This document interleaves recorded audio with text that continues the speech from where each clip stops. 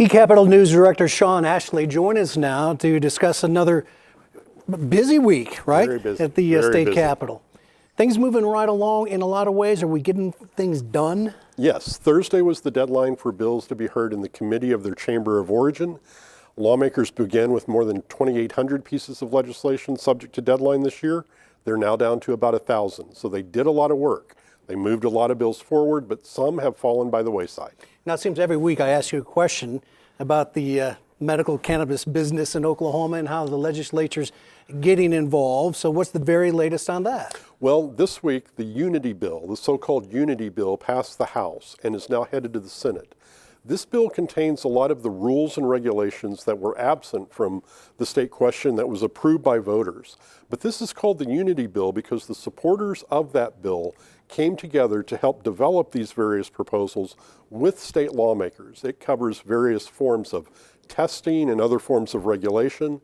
As House Majority Floor Leader John Eccles pointed out on Thursday, we have created a new industry in the state of Oklahoma. So you have to implement all the regulations that go with a new industry, and that's what this bill represents. Its next step is Senate consideration. Now, a couple of resolutions that might put issues before the voters. What are they and where do they stand? Yes, both of these passed out of the House Rules Committee this past week. One deals with money flowing to the Tobacco Settlement Endowment Trust, which voters created several years ago as a result of the agreement between attorneys general and cigarette manufacturers. They're paying states large sums of money as a result of the health problems tied to tobacco use. Currently, that money is saved and invested and then used largely to promote health-related issues in the state. But this state question would ask voters to amend that and direct a substantial portion of that money received each year to rural health concerns, to hospitals and other rural health infrastructure to deal with issues there.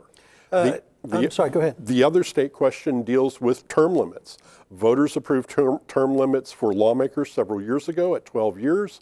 This would extend those to 20 years, although a member would only be able to serve 12 years in one chamber. But you could serve longer at the state capitol under this bill. That's right. Interesting what voters will think about that. If voters approve it. If they do, yeah.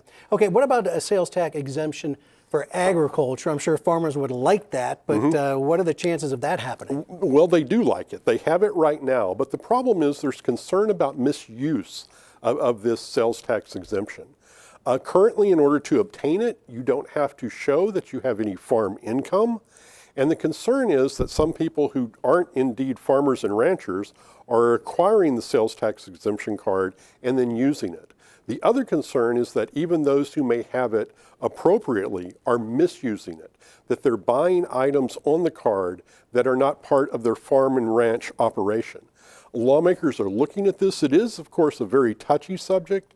There are a lot of views and opinions on it, and they're trying to work with the Tax Commission to find a way to actually make it work the way it's supposed to provide that exemption to farmers and ranchers. What about the idea of giving the governor's office maybe a little bit more power and say so in the legislative process? Well, what we have seen this last week is that lawmakers are looking at ways in which to give the governor the authority to hire and fire certain agency heads. Now, there's a difference between the House and Senate plans. The House plan in particular gives the legislature the authority to impeach these agency heads if they run afoul of what lawmakers are looking to do. On the other side of the rotunda in the Senate plan would get rid of the boards and commissions that oversee the agencies and are normally responsible for hiring that director. So you have competing plans, but leaders say they're working on resolving those differences. We have about 20 seconds. Speaking of the governor, how involved has he been? Is he laying back or is he getting right into it? Well, at this point, he hasn't gotten right involved in the day-to-day activities of the legislature. He put out his proposals in his State of the State speech. Many of them, like the agency reforms and a teacher pay raise, are moving through the process on their own. Very good. eCapitol News Director Sean Ashley, thanks so much. Had a good time, lots of time to talk this week. I enjoy that. You're very welcome.